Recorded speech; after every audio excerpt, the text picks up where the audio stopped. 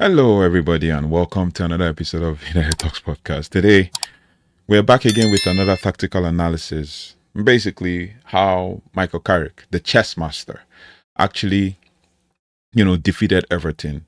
That's how his tactical blueprint toppled the Toffees. I've tried my best to not be swayed by what I see on social media, by what I see with the way people kind of like approach the analysis. I always like to stay level headed. So if you're just joining us for the first time, please do like, share, subscribe, and hit the notification bell so you don't have to miss anything as relates to Manchester United. We continue to build momentum. We continue to build like our community together and everything in between.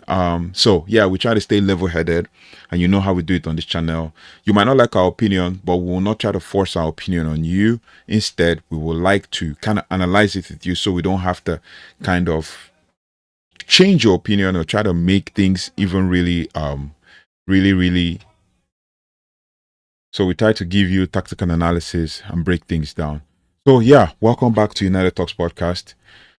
And today we're kind of performing a tactical autopsy as to what might be the most Michael Carrick win we've seen yet. I mean, Michael Carrick has successfully gotten a win against Everton, and he's now unbeaten as a Man United manager. Like he's one I back so much. Yesterday, at a rain-soaked Hill Dickinson Stadium, Manchester United didn't just beat Everton 1-0. They outthought them. But I've seen a lot of narratives put out there, stating that the game we didn't deserve. I've seen one where they said we didn't deserve to win. I've seen another one say we were lucky to win the game. I've seen others say, 6 weeks ago or a month ago or 6 months ago would have lost that game.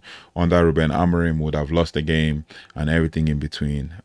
But the most important thing that's required of every team is to win games, right? So, yeah. So for 70 minutes, it was a stalemate. It was more of a, back and forth, side to side passing, a tactical KG affair where Everton's high press threatened to snap our unbeaten run. But while the world saw a lucky counter-attack, we saw a calculated trap. And I think other people quoted this. Maybe a certain Margot Bridge, I don't usually like to mention, but Margot Bridge said something. I think I watched it in the video, and I also said it basically in my match preview that they're going to press really hard and they're going to press really high, and they're a very organized team. Then while I was watching the game, I said, these guys are going to tire out, and when they tire, we're going to pounce. And we just were waiting for that opportunity. And Everton are not so much of a very low block team unless you pin them down. We had times when we had more control of the game, but yeah.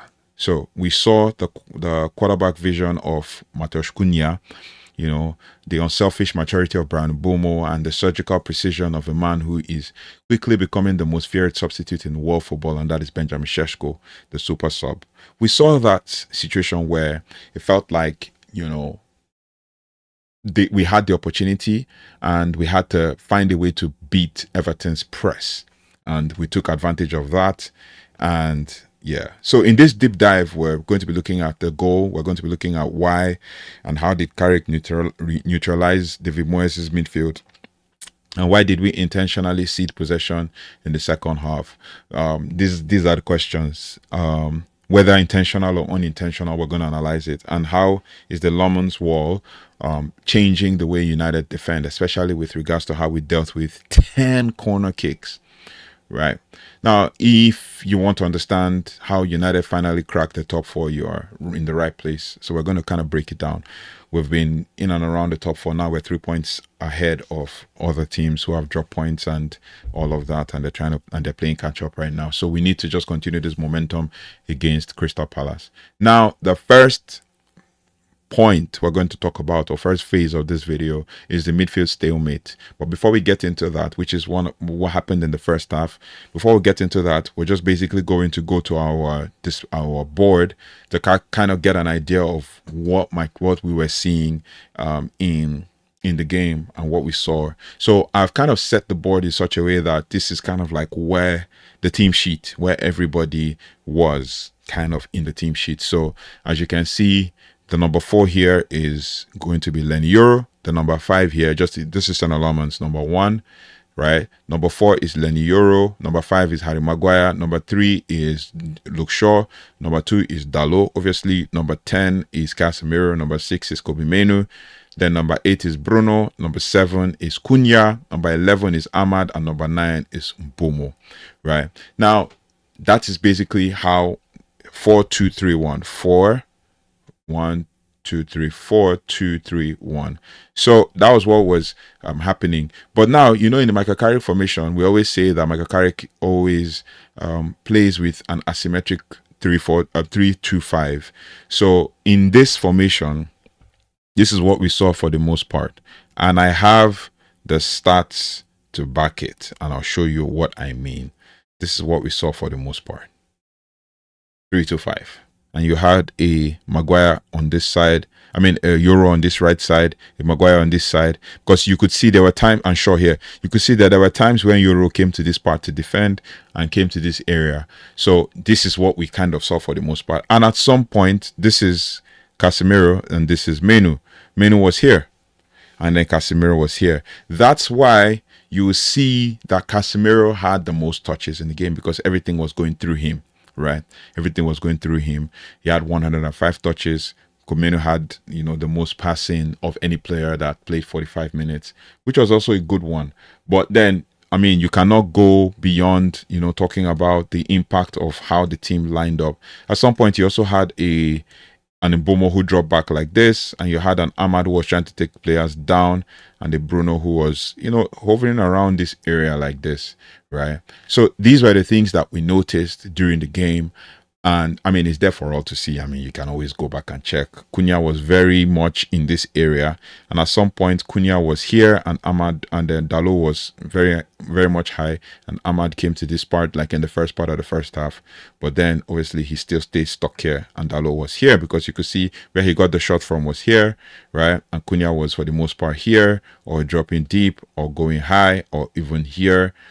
Like different positions. This is Mbeumo, this is Cunha. So it was pretty much something like this, because there were several times where we saw Kobbie Mainoo kind of go high, and there were several times where we saw Kobbie Mainoo kind of drop deep. But for the most part, he spent most of his time very high in this kind of area, right? Pressing when Bruno was pressing at different points, right?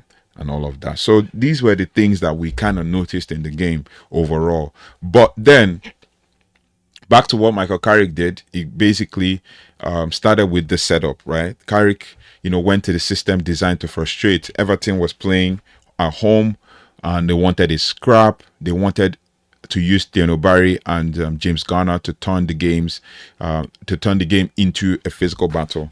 We could see that in several aspects of the game, that's why I say in this lineup, that's why I say Cunha was mostly on this side, because he was dealing with the pace of a certain James Garner on this side. Let's say this is Thierno Barry, or let's switch it back. This is number 9, this is number 10. So this is a certain Thierno Barry, and obviously Barry was switching between this side, because there was one time he did some 1-2 passes here. He was switching between Yoro and Maguire. Luke Shaw was just giving underrated performances. He doesn't pass the halfway line. He's just like, there was even a time Maguire was here, but do you know where Casemiro dropped? Here. Several times we saw that, right? So, like, there was time when Maguire had a drive forward. The same thing with Yoro. Yoro had a drive forward. Casemiro would drop back, and Yoro will be here. So it's not like, because it's the formation, everybody's going to be stationary. But this was kind of like what we saw with Thierno Barry coming here. But then I focused on James Garner, because James Garner and Casemiro and Cunha kind of had each other, were on each other's necks for the most part. Then, obviously, if we switch it and say, okay, let's do a certain, this is number 4, a certain Jarrod Brantwaite. Jarrod Brantwaite was here. Jarrod Brantwaite was here, right? Basically. And him and Ahmad were at loggerheads.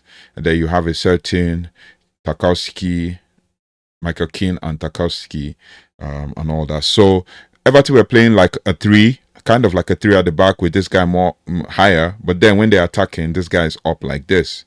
Jarrod Brantwaite and James Garner. and then you have your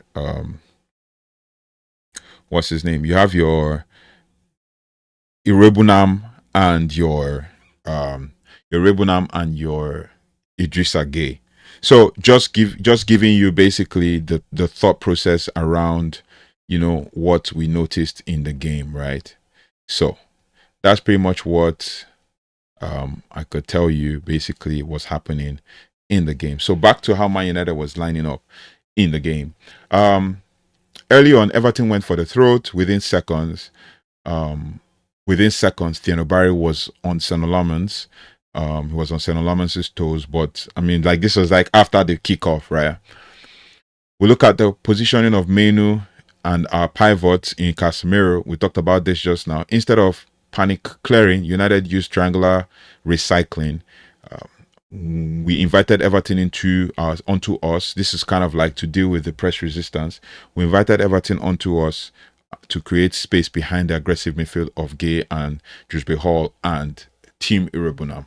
Then with the Amad Diallo and Dalot channel, just to kind of show you on the tactics board what we're talking about. So this is Dalot here, this is Amad, this is Mainoo, right? This is Casemiro, this is Bruno and Bumo. So yeah, typically a 3-2-5 or 3-1, however I want to call it. If you want to call these two as the two, or you want to say 3-1-1, 4 and 5, right? Because Dalot pushed up a little bit and Amad was trying to take everybody. So this is Bumo and Bruno.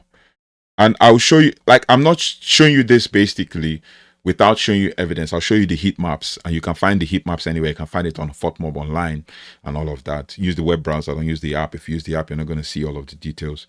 But I'll show you the heat maps alongside just watching the game and all of that, right? So the first real tactical victory was on the right flank, because you had a certain Diogo Dalot and Amad together.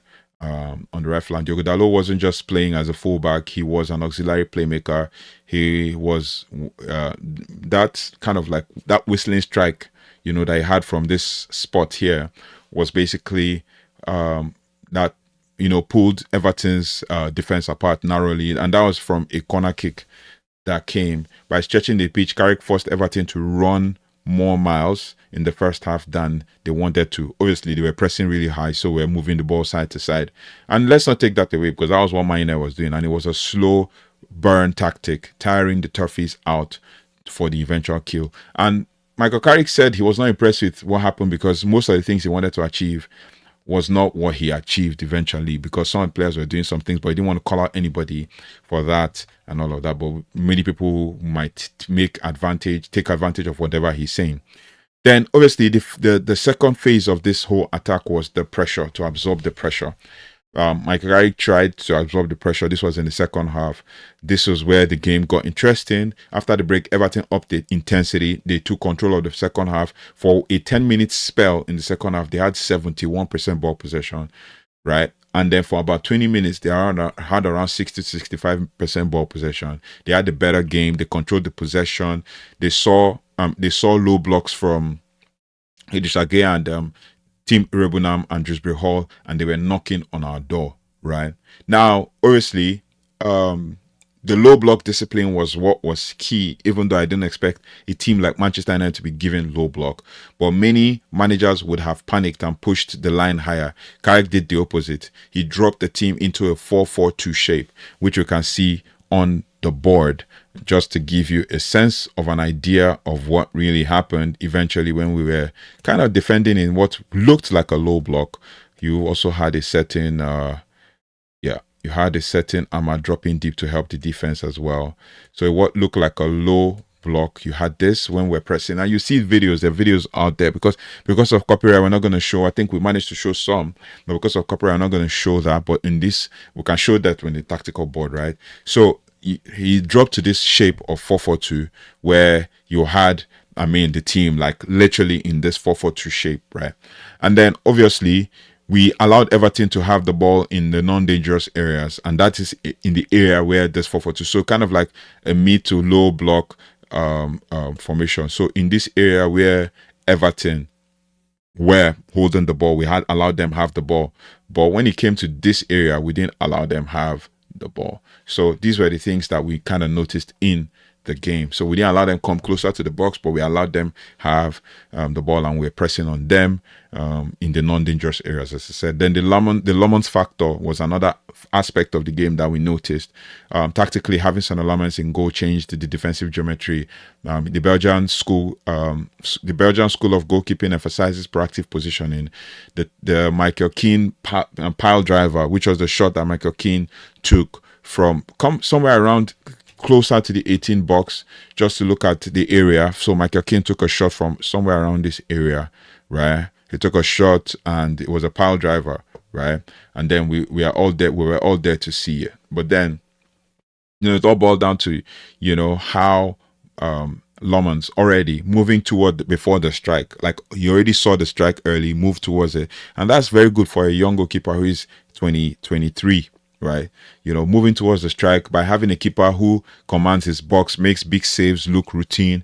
Our center backs also, who were under immense pressure from Tarkowski and Keane during the corner kicks, didn't have to overcommit. They stayed calm, waited for the error of ego from Everton, and it came in the 71st minute after Michael Carrick made his substitution and brought on Benjamin Sesko. Benjamin Sesko came on in the 56th minute, just to confirm, the subs and everything.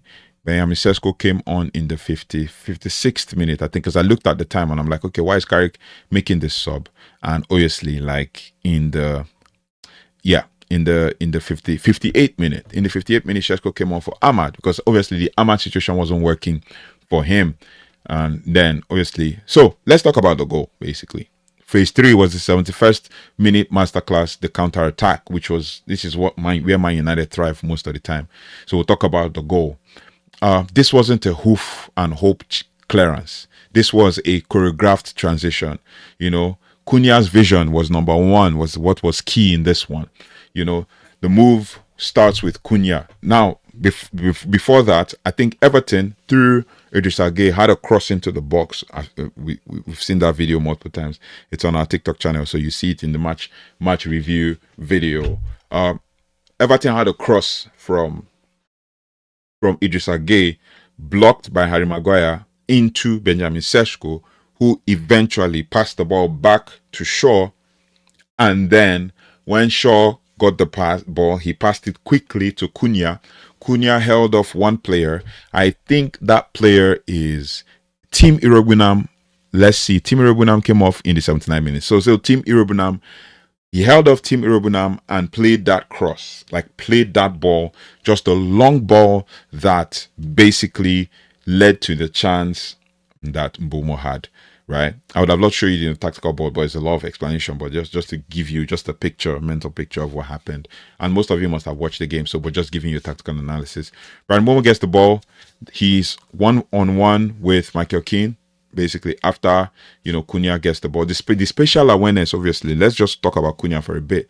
The spatial awareness for Matheus Cunha is just amazing. He's been seeing that pass all through the second half.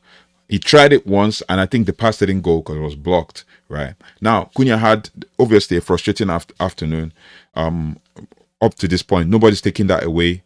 He even slipped on the previous break when he was supposed to pass the ball to Benjamin Sesko at one point, but he didn't. He took too many touches, and I thought he would have put Benjamin Sesko in to space. But the spatial awareness is actually top tier. He picks up the ball in our half and delivers a sublime crossfield pass. He's always been doing that consistently. This pass is key because it bypasses Everton's entire midfield press in 1 second, and it puts Brian Mbeumo 1v1 against Michael Keane. Obviously, Brian Mbeumo has more pace. Obviously, it's the late part of the game, so he's not going to be hitting all those 35 kilometers and all of that.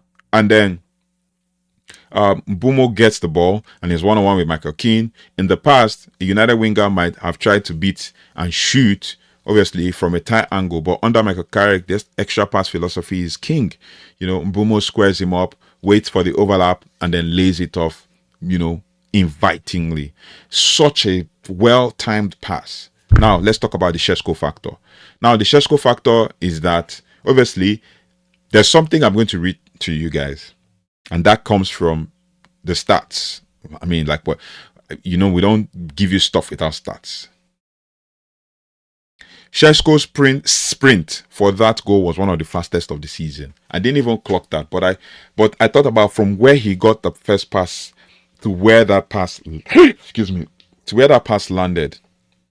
Benjamin Sesko went through the gears to power up the field and score the only goal of the game at Everton. The substitute made a telling contribution off the bench again by converting Bryan Mbeumo's pass. But while it may have looked relatively straightforward, on first viewing, the closer evidence showed that just showed how much the Slovenia international bust a gut to get into that goal scoring position. Our number 30, obviously, it's from my United website, actually behind the Toffees centre back James Tarkowski. Obviously, Tarkowski is a lot older. When Matheus Cunha managed to find enough space to sweep the ball wide towards Bryan Mbeumo, but showed the acceleration required to leave him in a one-on-one situation with England's Jordan Pickford. Renowned statisticians Opta have access to data that measures speed on the pitch, and we're interested to see where Sesko's sprint ranks in terms of the entire season. Well, now Sesko logged a quicker speed than his previous best. It was logged as being quicker than his previous best. A run in the Boxing Day victory over Newcastle, but was not enough to topple the current leader in this field of sprinting and running. Mbeumo, who supplied the assist at the Hill Dickinson Stadium, clocked a speed 1 km/h faster than his teammate during our first away game of the campaign at Fulham on the 24th of August. Ahmad against Tottenham Hotspur recently and Diogo Dalot during the famous win against Liverpool also registered runs that feature highly in terms of our overall list. Now, we're going to give you the top 5, stop speeds in 25-26 for Man United, basically. Bryan Mbeumo has the first with Fulham away. He clocked 36.3 kilometers. Now, this game against Everton yesterday or on Monday, Benjamin Sesko clocked 35.3. That's 1 whole kilometer per hour below Mbeumo. He clocked 35.3 kilometers. Then the next record, which is third, is the same Benjamin Sesko against Newcastle. He clocked 34.9 kilometers per hour. Ahmad, same thing at home. As Spurs recently, he clocked 34.6 kilometers per hour. And then you had a Diogo Dalot against Liverpool in the infamous game away at the stadium of Liverpool. That is at Anfield. He clocked 34.6, joint fourth with Ahmad. So Benjamin Sesko against Everton clocked 35.3 kilometers per hour. So he blew now that fresh leg, because Carrick waits until the opposition counterattacks are leg heavy. Sesko's fresh leg sprint into the box was too fast for Keane and Tarkowski. The finish wasn't just powerful, it was calmly drilled. I mean, he had to turn his body a certain way to actually just drop a shoulder and hit that pass. That goal was, you just already knew he was going to score it. Now, he didn't slash it or try to hit a worldie or a shot. Maybe a certain Marcus Rashford would have done that. He placed it. He passed it into the bottom right. That is Jordan Pickford's left. This is the definition of a tactical sub. Putting the right profile of players against the right weakness at the exact right time. Now, the phase 4 of this whole tactical analysis is the Carrick effect, which is kind of like the game management situation.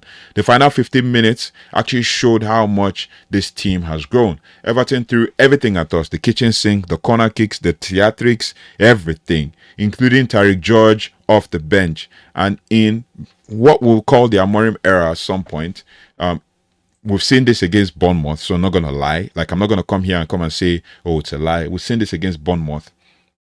Even in late Ten Hag days, we might probably consider late equalizer. Against Bournemouth, we saw that. Against West Ham, we saw that. Yeah, against West Ham. So I think we saw that against Leeds as well.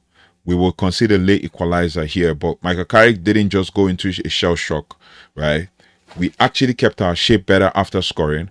We forced Everton into long range pile drivers because they couldn't get into our box. And that is thanks to Harry Maguire, who has played 10 games and lost one and won 9, right, in his last 10 that he started, right? By moving above Chelsea into 4th, we've sent a tactical message to the rest of the league. United are no longer a moments team, we're a system team, and long may it continue. Like I said, Michael Carrick is one manager I can back, because when he left Man United as interim manager after 2 wins and 1 draw, I followed him to Middlesbrough for 2 years, 3 years. I was watching his Middlesbrough games. I was tracking everything, every win, every loss. I would check the game. If Man United is on, I probably will watch the highlights of the Middlesbrough game just to kind of see him and Kieran McKenna. I still follow Ipswich Town till now, right? Him and Kieran McKenna, I followed them, just to kind of get a sense of how they're doing as managers, right? Now, United are no longer a moments team, we're a system team, especially under Michael Carrick and the way Michael Carrick plays. We can win when we dominate, like against Spurs.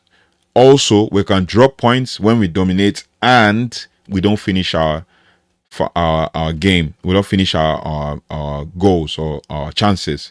And we can also win when we suffer, like Everton, where we were suffering some, high press, aggressive, they were fouling anyhow, and all of those things, right? We can win like that, and we can win dirty when it is needed. And that's one thing that everybody needs to kind of basically get or understand. Then the versatility of getting that kind of win is a hallmark of a Champions League side, right? And that is what is key. Champions win the best way they can, not to try to please anyone or try to, create certain things. Now, before I give you my final take, this came as a result of an argument based on who performed well and all of that. There were times when, when a certain Matheus Cunha would drop into the deep role to play as a deep player, while Bruno will shift to the right, and the heat map suggests that was the case, right? The heat map was suggested, and I just wanted to show you guys what the heat map looks like, right?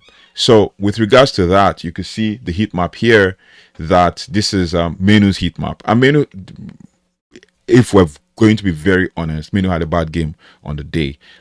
Yes, we're not taking away his talent, we're not taking away his skill. Many people might not agree with me on this, but he had a bad game.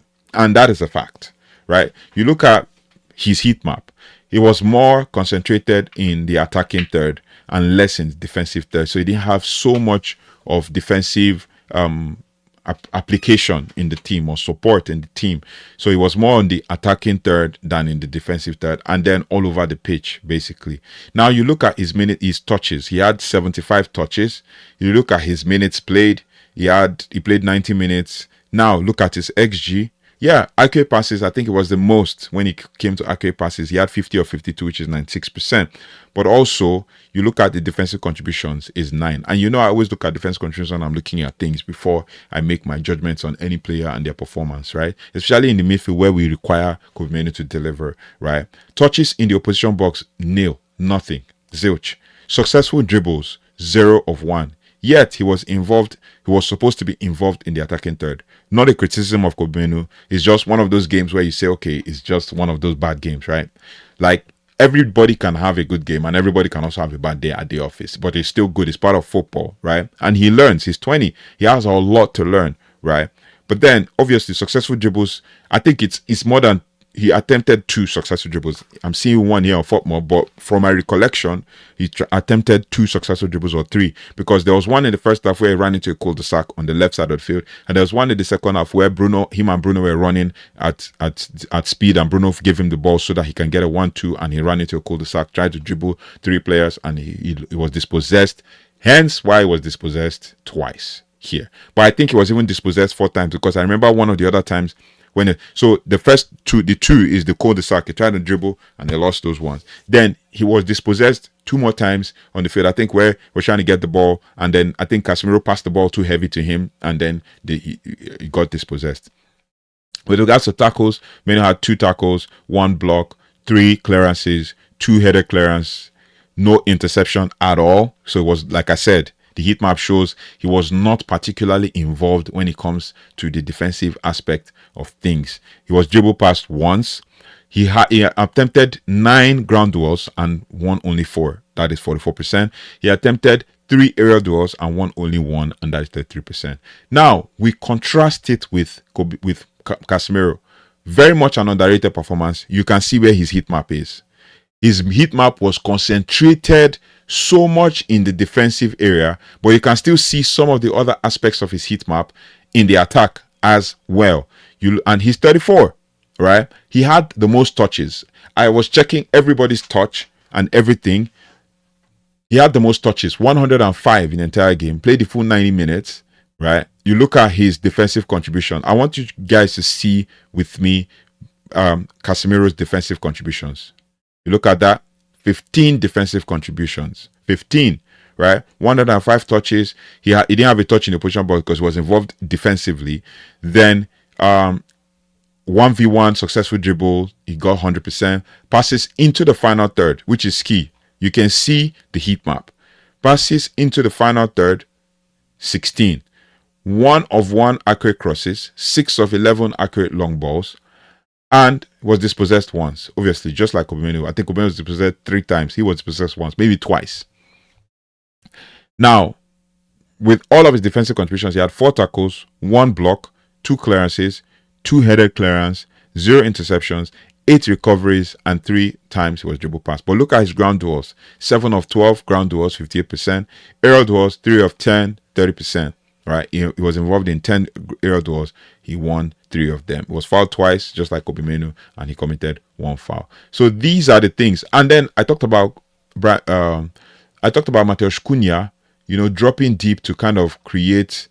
So this is how you know Ama just had not a bad game, but he had a bad game. I'm just gonna say it. It was not one of his good games, right? This is where you can actually see his touch map, and it was a bit light, but he was involved attacking wise than defensively. He was involved defensively in the first half. This is where you see this area where he moved to this side and switched back, but he played only 58 minutes, and you can see his stats are not 17 of 23, 74% accurate passing and all of that. I just wanted to focus on Bruno because this heat map is focusing the attack.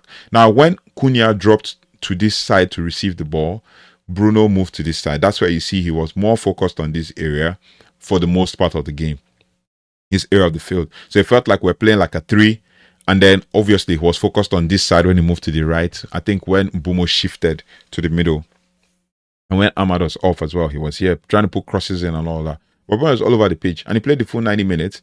He had 78% pass accuracy. Obviously, we don't expect Bruno to have 100% pass accuracy because obviously he always tries to create chances. Right? He had 3 defensive contributions, and he had 70 touches in the game with 2 of the touches in the opposition box. So obviously in the attacking third, successful dribbles 1 of 100%. Passes into the final third, he had 12. Right? And then you look at corners, he had 1. It was that 1 corner that we had in the second half. 7 of 9 accurate long balls. Like he attempted 9 long balls, and he got 7 accurately, right? So these are the things. Ground duels won 3 of 6, 50%. Aerial duels won. He didn't involve himself in any aerial duels. It was just kind of like an underrated performance and all of that. So these are the issues, right? We'll talk about amongst all of other things. If you look at Cunha was more focused in this area. And you could see he dropped deep at certain points in this game, in the game. That was where I said Bruno moved to this side because he dropped deep, right? So these are the things. These are the issues. Yeah, Cunha might have had a bad game, but he was still involved in the game. Defensive contributions. Look at Cunha, 11, right? 46 touches in total, but he was involved in 11 defensive contributions. Passes in the final third, he had 2. He was dispossessed twice, obviously. Touches in the position box, 1. So these are the things that we look at when we're analyzing games and all of that. So just to give you a sense of an understanding that we don't just watch games for the sake of it. We watch games to analyze and to also break it down and to talk about it with you guys, to have fun talking about it, right? Now, my final take from all of this. is basically, what did we learn from the game? I mean, we did the video of what we learned, from the game. But what can you guys tell me? What did we learn from the game? We learned that Michael Carrick isn't just a steady hand. He's a tactical chameleon. He's basically adapting with every game. He knew Everton would be aggressive, so he let them tire themselves out, which is a possible, strategy to use. And he knew Sesko would be his silver bullet, so he saved him for the moment Everton's defense started to crack. But here is the final take for all of you watching and listening to all of this. United are fourth. The unbeaten run is at 10. Benjamin Sesko has scored off the bench in 3 of the last 4 games. Right? My question to you is this. Does Benjamin Sesko have to start now? Does he have to start now instead of starting from the bench? Or is his greatest tactical value to this team actually staying on the bench as the ultimate closer of the game? Now, are we more a dangerous team when a player of his quality arrives in the 65th minute or in the 58th minute or in the 52nd minute to face the tired defenders? We face a tactically drilled Crystal Palace. Now, drop your tactical 11 for the next match against Crystal Palace in the comment section.